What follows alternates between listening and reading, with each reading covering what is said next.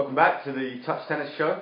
We haven't got a little stinger or a buzzy thing that happens in between for people when they come back, but thank you for tuning in. Alongside me is Chris Eaton, ATP tennis player, played at the All England and took out the world #1 doubles team only a year and a half ago.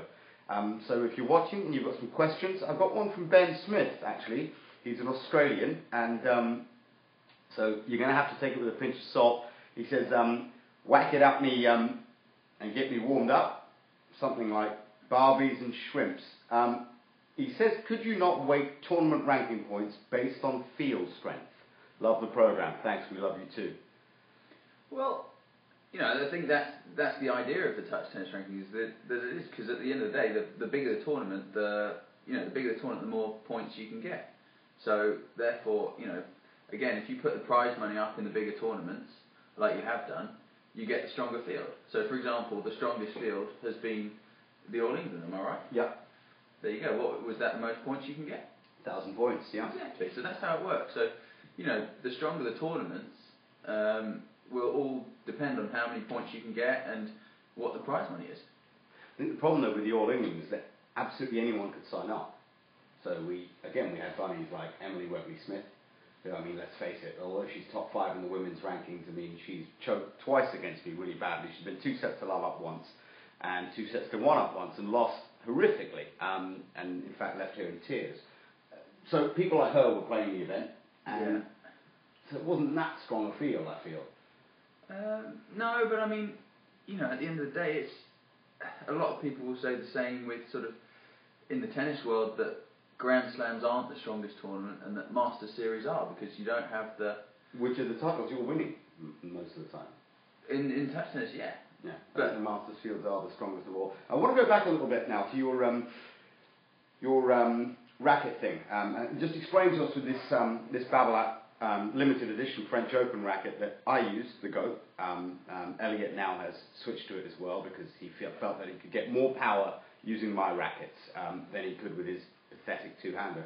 So what was it you were explaining about lengthening that grip? Yeah, well, like you can see here, the grip finishes, but it's actually still raised a little bit from the V of the racket. Right. Here you can see, if I point the racket like that, you can see there's about a quarter of a centimetre difference. So if you can get an over grip and wrap it around, a replacement grip and wrap it around once, that'll make the grip up to here. Right. So now we're looking at getting 2 hands on quite easily. Right. You're able to get that control that you need. Yeah, and you don't have the discomfort of having to have hand on graphite. Yeah, well, I mean, only a few of us have got graphite. Most of you poor people out there. I didn't realise. Yeah. Are we the only ones with custom made? Yeah. Sorry, but you can keep trying. One day you might catch up with us. But in the meanwhile, we will be offering that bit of advice, bit of service at Kirby, where we'll help you regrip your racket. So if you turn up and you're a two-hander and you're pathetic, someone like a Sam Cooper who's got no backhand at all, I mean, you rinsed him for the loss of no games. Did he get a game? Semi-finals. Yeah, I tend not to really do people love because it's not good for their morale and the fact that I'm trying to build a sport here. Yeah. It's if he goes away, I don't mind him going away with his tail between his legs, but I'm not going to cut his tail off and shove it up. Because that's just cruel. It's just cruel. It's not necessarily. Instead of letting him humiliate I think it himself. might have been a 1 and love or even a 1-on-1. Gave him a couple of games. That's kind of you. I mean, I felt a bit bad for him as well. I gave him the game. He drove that far. I gave him the game. I felt bad for him. I'm trying to build a sport now. For me now, people have asked. I mean, I've had a lot of people ask me by email, by text, why is it that I don't do well in some of these journeyman tournaments like Limpsfield, like Eastbourne? And then you look at my record in the slams this year. All England quarterfinals, Australian Open quarterfinals, the year before US Open quarterfinals, winner of the doubles, semi-finals. At this age, at my age now, it's really just about the slams. These petty Masters series. I know they mean a lot to people like you, Elliot, and Gollage, but I've got 22 of them already. So, I mean, should I really be making an effort? I mean, do you think it's right for me to organise my schedule like that? No, I mean, again, when you're as old as you are, it's all about peaking. Yeah. Because you can't, I can see some grey hairs, you're struggling to go to the toilet properly these days. You know, eating out of a tube. I've seen it. You know, that's what professional sport does to you. Not for a while. Shoulders in trouble, pills every morning. You know. Every evening as well now. Yeah, every evening. But that's fun. Exactly. Yeah. So we'll. You'll be checking me at the Priory soon, and I'll be right next to those touch tennis courts we mentioned earlier on. Exactly. Now, another question we've got come in is about Golledge's meteoric rise. I thought this would come up. And now he's been a little bit doe-eyed, a little bit lethargic sometimes. He's been accused of being a bit of a junkie. I mean, is it possible that drugs are at play here? Well, it's one of those things you would have thought that such a meteoric rise could well be attributed to performance-enhancing drugs, but actually Golledge has got less muscle tone and is probably less fit than he was maybe 3 months ago. Yeah. He does still possess a good solid pair of chicken legs, which cramped up in the final of the All England this year. That was a horrific choke, wasn't it? I mean, that's got to be mental. That's got to be completely mental. That can't be a physical thing. Yeah, well, I mean, I think the way I see it is that, I think he may well be taking drugs, but he may well have got it wrong. The combination. Yeah, because people who are that simple, yeah, might think, performance-enhancing drugs, and they go to the chemist and, he's probably taking paracetamol, because he's not. Yeah, he's not switched onto the game. Golledge, you need to find yourself a decent pusher, first of all. Let's get this straight. Secondly, if you are going to take performance-enhancing drugs, do it the Willis way. Marcus Willis likes to drink a few pints just before he returns to the court. Now, he poaches on the third ball, as we all know, but he likes to return to the court and right about then have a couple of ciders and start playing his matches. Now, I've seen him win a tournament drunk. Do you think maybe that's something we should be encouraging young players to do, or? Well, Marcus Willis he's a special talent, you know. Special breed as well. We're not entirely. Special brew has also been levelled at him, but special is often a word around I think special is certainly the predominant word when describing Marcus. I mean, he's gone, some might say off the rails a little bit, but the talent is undeniable. The toleration for alcohol is right up there with some of the best. Yeah. George Best. Yeah, George Best, literally the best. Yeah. So the waistline is pretty much uncomparable. There's nobody else in touch tennis with that sort of girth around the waist area. Well, many have the same girth and beyond, but waistline, yes. Yeah, around the waist area. So and he was, some people say still is, the best touch tennis player around at the moment. So maybe the All England. I did, but maybe Golledge needs to go the other way and eat more.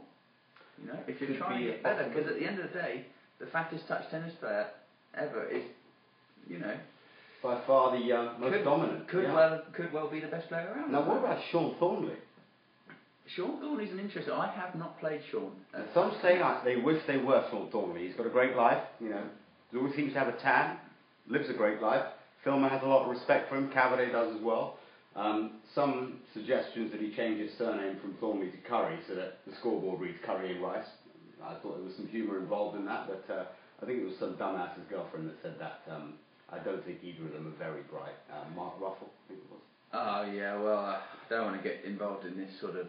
Kent Surrey banter. Yeah, exactly. It's not really fair after what we did to them at County Week in tennis this year. But so tell me, how painful was that for them? They lose pretty comfortably, or was it? Well, I don't know. We didn't lose. It wasn't painful for us, but I know that it was 4-4, and it went to the deciding rubber, and I think they had match points in that deciding rubber, and one of our left-handed players decided to, on the biggest point of the match, instead of hitting a left-handed backhand volley, decided to put his racket in his right hand and swat it away with his right hand. So, I can imagine it still hurts. I can imagine it still hurts. It's to the soul, it's that sort of that knife that just turns. It's heartbreaking, yeah. Yeah. But I don't really know how that feels, so I'm sure it's not very nice. Yeah, well, if you're still cut up about that over there in Kent, it's all right. It's not your fault. Just remember, it's not your fault. Now, last but not least, we have one more question from a journeyman, no doubt. And what he's saying is, could you not give special points for the mileage we drive to get to tournaments? I'm pretty sure that's the complete opposite of what we're going for here. Yeah. We've just sort of had a conversation about trying to limit people just driving all over the place to play every single tournament and get rewarded for doing averagely. So, you know, at the end of the day, this is a touch tennis. This is a sport. It's not how good you are at driving or how far you can drive. Well, people like Fraser Moyle got in the car recently, drove all the way to Louvain in Belgium. And next week we're going to have some footage of that to play you during the show of their horrific journey that poor Elliot Mould had to tolerate, showing, you know, documenting their journey over there. Fraser had an interesting incident with a dog biting him, four-legged, for once in his case. Yeah, and he drove all the way to Belgium to get some points, and he got schooled by, what's this Belgian kid's name? Brent this summer or Brent the winter? I think he's ranked in the top 10. He's a nobody. Okay. Wins all his local tournaments. But what do you think of people like that? You know, travelling that far, that committed, still getting the same points as someone like me who just rocks up on his doorstep and plays in the slam. You know what? I don't think he should be rewarded points-wise for that, because, you know, at the end of the day, you know, he's gone to a tournament in a foreign country, which is probably a weaker tournament. Yeah. So, you know, he's put the effort in and he's thought, a bit weaker there, but he's had to deal with the journey. Yeah. You know, so it evens itself out. Yeah. And at the end of the day, I think he gets no extra points for it, but a lot of respect. Yeah. Respect from the other journeyman. Yeah. Not from us. Well, I don't know, I give him a bit of respect to, you know, going all the way over there, you know, trying his luck, but at the end of the day realising that maybe badminton was the way forward. I don't know. Yeah, maybe. I mean, he's clearly not doing very well in the touch tennis rankings, but we hear he's going to be at Kirby. So if you want to see Fraser Moyle and abuse him face to face, you'll be able to do that on the 7th of October. That's just about all we've got time for today. Remember, next week, some footage from the documentary that we're producing about the show. My thanks to all of you for watching, to Chris Eaton for coming in and sharing some knowledge of the tour, and hope to see you all next week. Thank you. Bye.